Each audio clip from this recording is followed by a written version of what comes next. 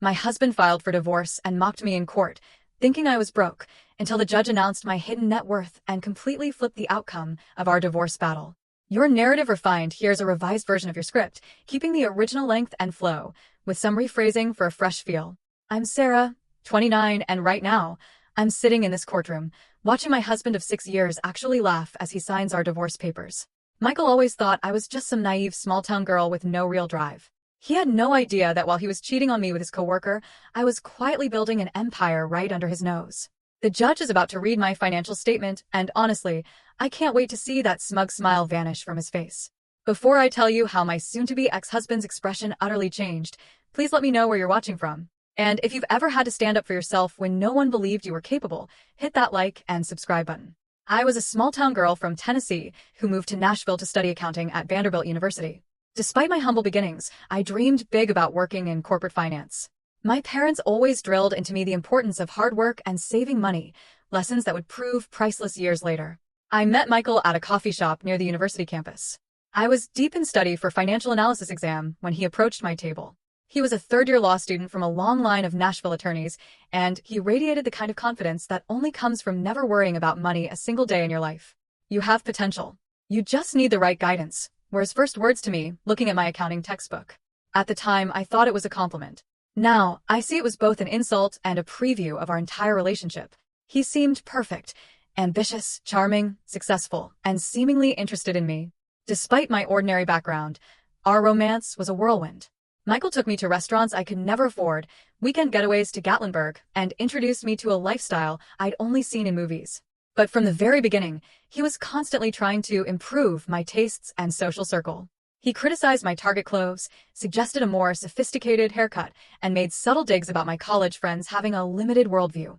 I was earning a modest income working part-time as an accounting assistant at a small firm. I loved my job, the analytical challenges, the satisfaction of seeing numbers perfectly align. Michael, though, always called it my little job and often hinted I didn't even need to work. Why exhaust yourself for pennies when I can give you everything you need? He'd say, never grasping that my career was about more than money. It was about my identity and independence. After 18 months of dating, he proposed during a romantic weekend in Gatlinburg. The ring was stunning, the champagne expensive, and the moment was perfectly orchestrated for maximum impact. Several people in the restaurant even applauded. It felt like a fairy tale, and I said yes without hesitation. Our wedding was an intimate ceremony in Savannah, Georgia, my choice, despite his family's pressure for something grander in Nashville. Looking back, I realized that was one of the few times I managed to hold my ground against the Shannon family's expectations. At least it was in a respectable location, even if it was simple. His mother, Margaret, commented with a tight smile that never reached her eyes. That was my first real taste of how his family viewed me, as someone who wasn't quite good enough for their son. After our honeymoon in the Caribbean, we moved into his house in Belle Meade, one of Nashville's most exclusive neighborhoods. Everything was sleek, expensive, and cold, much like his family. I tried to add personal touches, photos, colorful artwork, plants, but Michael preferred the minimalist aesthetic that showcased wealth rather than our combined personalities. The first signs of trouble appeared within months. Michael questioned every decorating decision I made, criticized my choice of friends, and made subtle digs about my career path. Accounting is so common, he said once after meeting some of my colleagues. You have the potential to be exceptional, but you're wasting it on bookkeeping for companies no one's heard of. I tried to fit into his social circle, the wives of other attorneys and executives who spent their days shopping at spas or planning charity events. They were pleasant enough to my face, but I never felt truly accepted. I overheard one of them at a dinner party refer to me as Michael's experiment with the middle class. Instead of defending me, Michael later suggested I try harder to fit in, maybe update my wardrobe or take up tennis. They just need to see that you're making an effort to adapt to our lifestyle, he explained, as if my identity was something to be molded and corrected.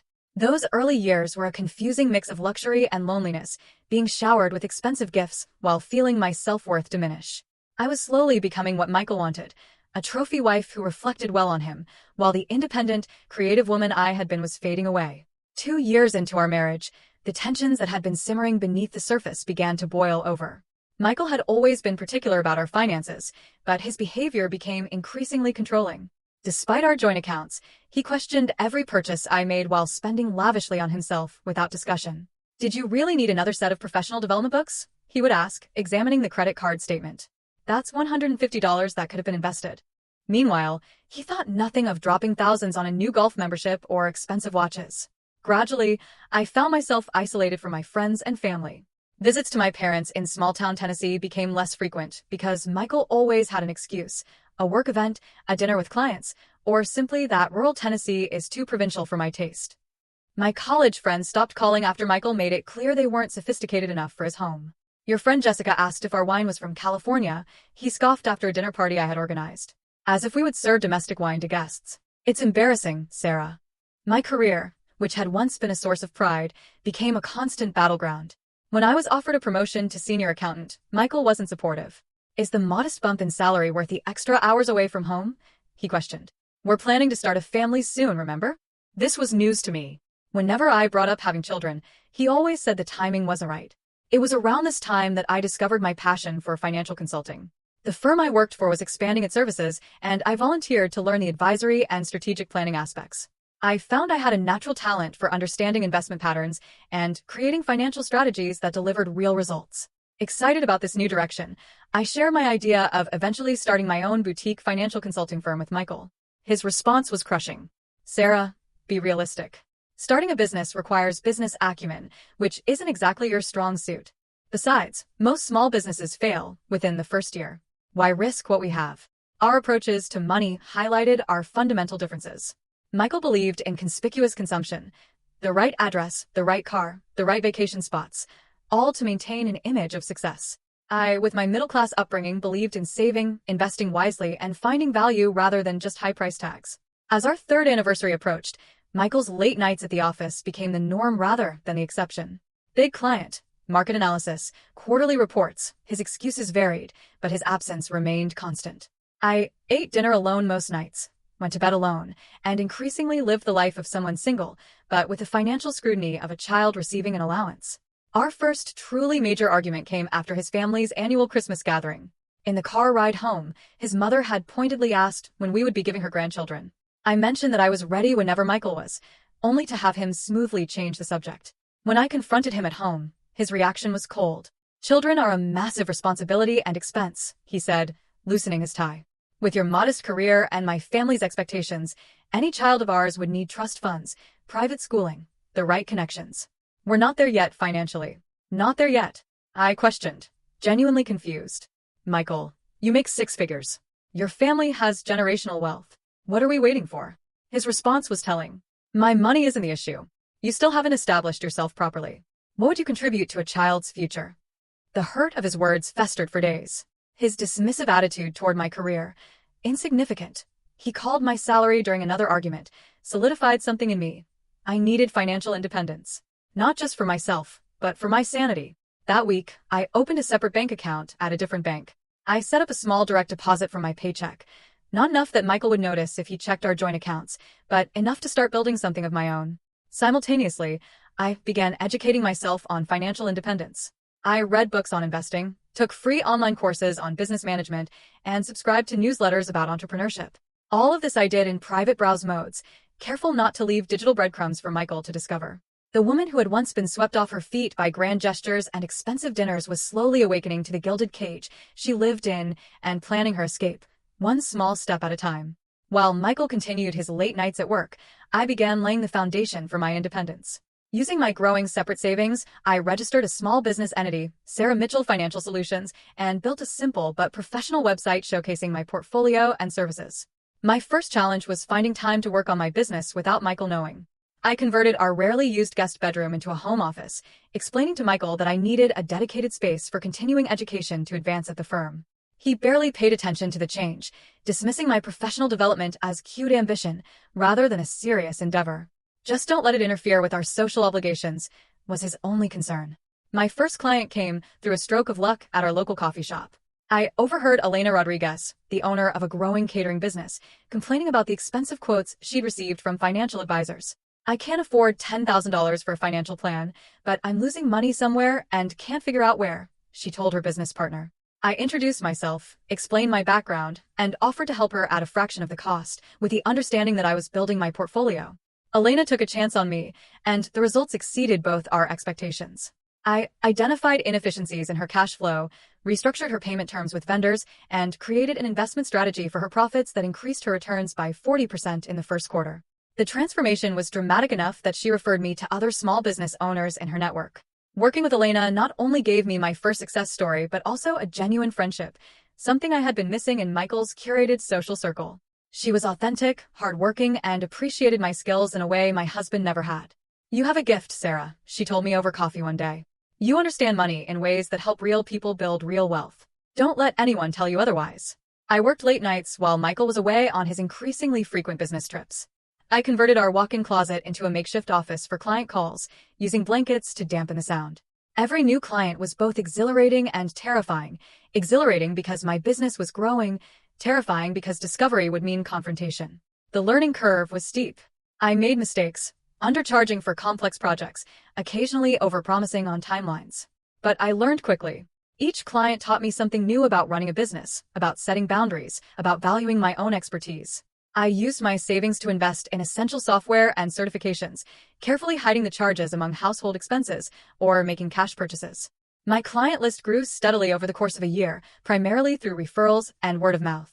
Rather than spending the profits, I reinvested most of them back into the business and began setting aside a portion for strategic investments.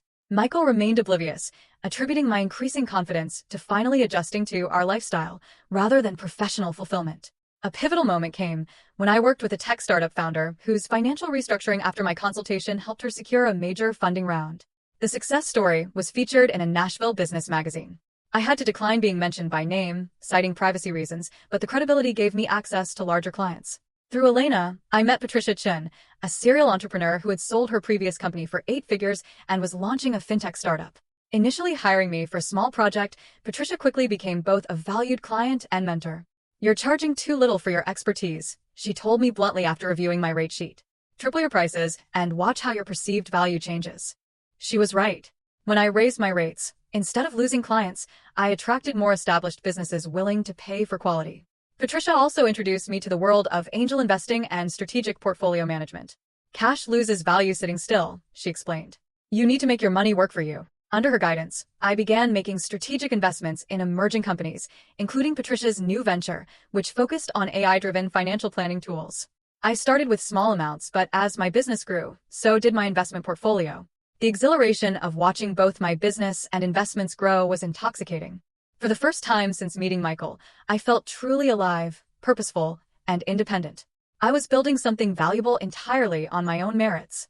Throughout this period, I maintained the appearance of being just Michael's wife at social functions. I nodded politely when his colleagues' wives discussed their shopping trips and charity committees. I attended his work dinners and played the supportive spouse role flawlessly, all while running a growing business from our home and making investment decisions that would alter the course of my life. My double life was exhausting but empowering. Each new client, each successful consultation, each investment return was a step toward the freedom I increasingly realized I wanted and needed from my controlling marriage. For years into our marriage, the facade began to crumble.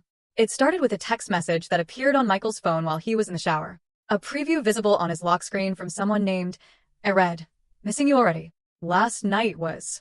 The message disappeared before I could read more, but it planted a seed of suspicion that I couldn't ignore. Michael had been more distant than usual, often coming home smelling of unfamiliar perfume that he claimed was from hugging colleagues goodbye at networking events. Rather than confronting him immediately, I decided to investigate. I noted his patterns. The late Thursday meetings that always ran until after 9 o'clock, the weekend conferences that never had websites I could find, the sudden increase in client dinners at a specific upscale restaurant downtown. The following Thursday, I told Michael I was visiting Elena to help with a special corporate event at her catering company. Instead, I parked my car near the restaurant he frequented and waited. At 8:30, his BMW pulled into the parking lot. 10 minutes later, a red Mercedes arrived, and a woman with blonde hair stepped out. Even from a distance, I recognized Amanda Walsh, his colleague from the law firm. I watched them embrace in a way colleagues never would. I saw him kiss her in the parking lot before they entered the restaurant together. My hands shook as I took photos with my phone, my stomach a hollow pit of betrayal and confirmation. I gave them 30 minutes before I walked into the restaurant. They were at a corner table, his hand on hers, leaning in intimately. "This explains the late meetings," I said, my voice surprisingly steady. Michael jerked back, his face cycling through shock, guilt, and finally settling on annoyance at being caught. Amanda had the decency to look embarrassed, gathering her purse and mumbling something about using the restroom. Sarah, this isn't what it looks like, Michael began, using the same smooth tone he employed with difficult clients. Really? Because it looks like you're having dinner with your girlfriend while your wife thinks you're working. The conversation that followed was surreal. Michael offered a half-hearted apology, claimed it was just physical, and had the audacity to blame me for his infidelity. You've been so wrapped up in your little accounting projects, he said, lowering his voice as neighboring diners began to notice our tension. You've become boring, Sarah, unambitious. When was the last time you made an effort in our marriage? I left the restaurant alone, driving aimlessly for hours before returning home. Michael came back past midnight, offering promises to end the affair, suggesting counseling, even proposing a second honeymoon. For reasons I didn't fully understand then, I pretended to consider reconciliation. I need time, I told him, which wasn't a lie. I needed time, not to forgive him, but to plan my next steps. The weeks that followed were a masterclass in deception on both our parts. Michael became temporarily attentive, bringing flowers, suggesting date nights, while I began consulting with divorce attorneys during my supposed meetings with clients. Rebecca Torres, a formidable divorce attorney recommended by Patricia, laid out the reality of my situation. Tennessee is an equitable distribution state, she explained. Without a prenuptial agreement, the court will divide marital assets based on what they deem fair, not necessarily equal. I learned about our financial entanglements, the complexity of divorcing someone with family money, and the importance of documenting everything. Knowledge is power, especially in divorce, Rebecca said. My cautious information gathering came to an abrupt halt when Michael discovered my browser history on our shared computer. I had forgotten to use private browse for one search: Tennessee Divorce Asset Division Process. His rage was immediate and frightening. He cornered me in our kitchen, waving his phone with a screenshot he'd taken. Is this what you've been doing? Planning to divorce me and take my money? His face was red, a vein pulsing in his forehead. Let me make this clear, Sarah. You'll have nothing without me. Nothing. My family's lawyers will make sure of it. I remained calm, which only infuriated him more. I'm not planning anything, Michael. I was just researching after what happened. Wouldn't you do the same? He seemed mollified by my explanation, but the threat lingered between us. That night, I moved all my important business documents to secure cloud storage and began transferring digital records to drives I kept in a safety deposit box Michael knew nothing about. The final discovery came 3 weeks later. While organizing our closet, a task Michael never participated in, I found a jewelry receipt tucked inside his dress shoes. It was from Tiffany & Company, dated 2 months prior, for a diamond tennis bracelet costing nearly $12,000. I had never received such a gift. Even knowing about the affair, this evidence of his tangible investment in another woman stung in a way I hadn't expected. The receipt showed he had spent our money, supposedly our money, on Amanda. Before I could process this new betrayal, I heard the front door open. Voices, Michael and a woman laughing in our entryway. I remained frozen in our closet as they entered our bedroom, clearly not expecting me home in the middle of the day. I stepped out to find Michael and Amanda embracing at the foot of our bed, the bed we had shared for 4 years. Sarah, Michael exclaimed, not bothering to step away from Amanda. You're supposed to be at work. I took a half day, I replied, surprised by my own composure. Clearly, I should have called first. What followed was not the emotional confrontation movies had prepared me for. Instead, Michael became coldly pragmatic. Well, this saves me having to have a difficult conversation, he said, straightening his tie. I want a divorce, Sarah. Amanda and I are planning a future together. His confidence was absolute as he outlined his terms. He would generously allow me to keep my personal items and a small settlement that would help me get back on my feet. The house, our investments, even the furniture we had purchased together would remain his. My lawyers will be in touch, he concluded, seemingly confused by my lack of hysteria or pleading. You should find somewhere else to stay starting tonight. Actually, I said, as this is still legally my residence, too, I'll be staying. You and Amanda are welcome to find a hotel. His face darkened at my defiance, but Amanda tugged at his arm. Let's go, Michael. We can deal with this later. As they left, Michael turned back with one parting shot. You'll regret not taking my generous offer. By the time my lawyers are done, you'll be lucky to afford a trailer park in the worst part of Nashville. I closed the door behind them, leaned against it, and for the first time since discovering his affair, I smiled. Michael had no idea what was coming. The day after I caught Michael and Amanda in our bedroom, he moved most of his clothes and personal items out of the house. I changed the locks that same afternoon. Legally questionable, but it gave me time to properly document our belongings before he could remove anything valuable. Michael's assumption about my financial naivete quickly became apparent in the initial settlement offer his lawyer sent over, a one-time payment of $50,000 and 6 months of living expenses.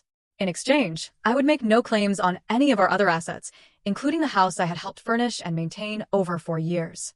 He's testing the waters, Rebecca explained when I showed her the offer. He's assuming you don't know your rights or the true extent of your marital assets.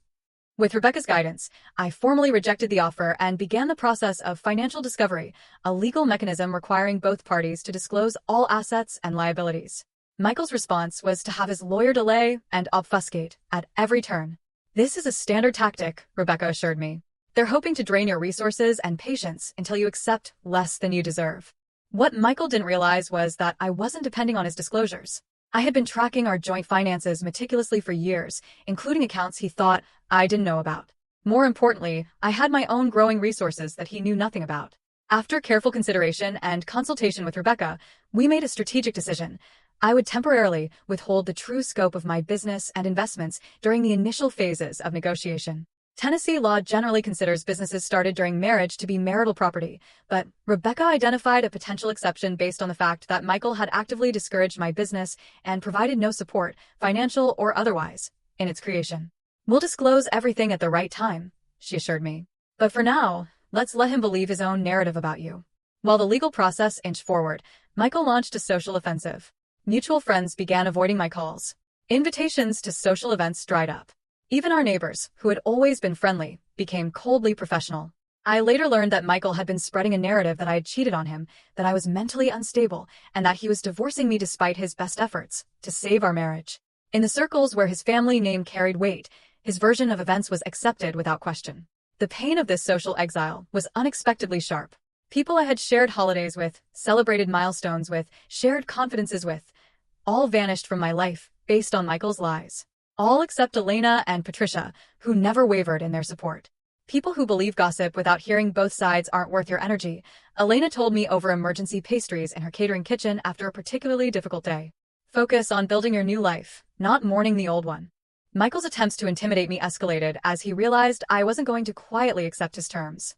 There were late-night phone calls with thinly veiled threats about making sure you never work in the city again, and even a suggestion that he would report my business for tax irregularities, an empty threat, since my business finances were meticulously documented. His family joined the pressure campaign. His mother Margaret called to reason with me. "We always knew you weren't right for Michael," she said, her voice dripping with condescension. "But we accepted you because he chose you. Don't make this difficult, Sarah. Take what's being offered and move on with dignity." I maintained my composure through it all, a skill I had perfected during years of enduring subtle put-downs at Shannon family gatherings. "Thank you for your concern, Margaret.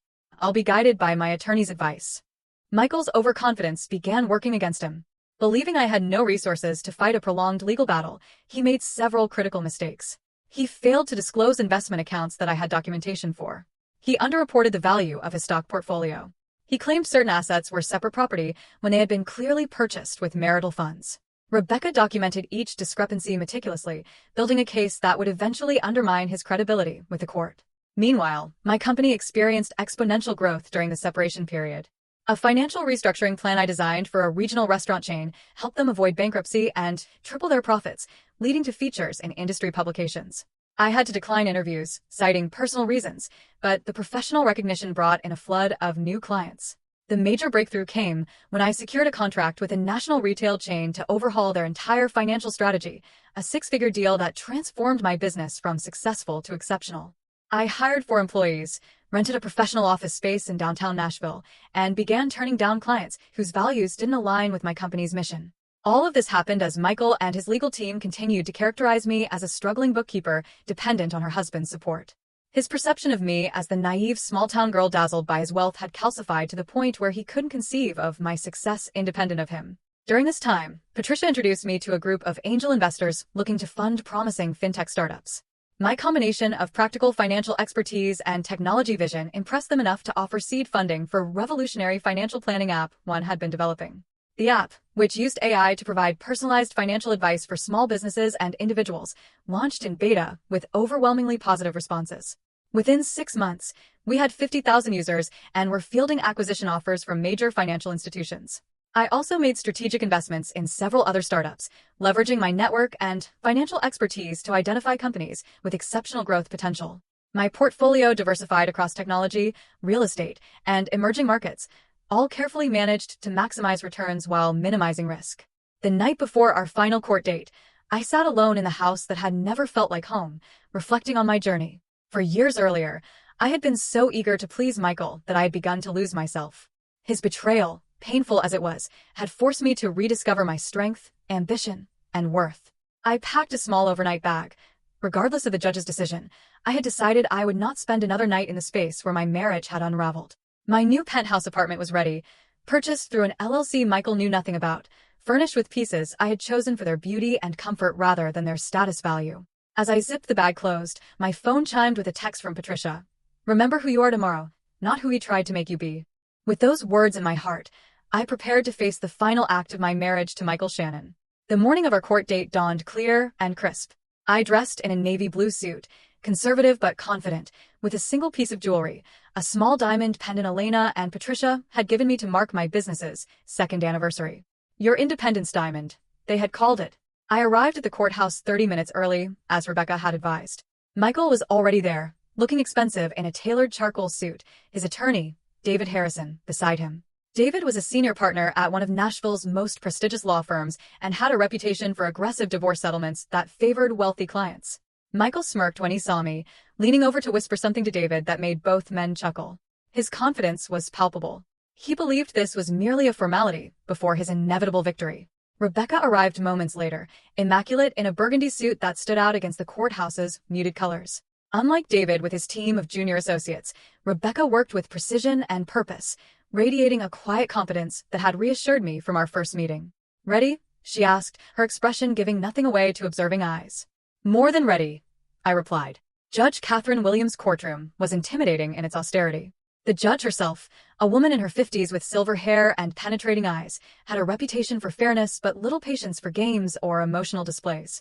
As proceedings began, Michael put on a performance worthy of an Oscar. His testimony painted him as the devoted husband who had supported his wife's modest career ambitions only to be repaid with ingratitude and unreasonable demands in the divorce.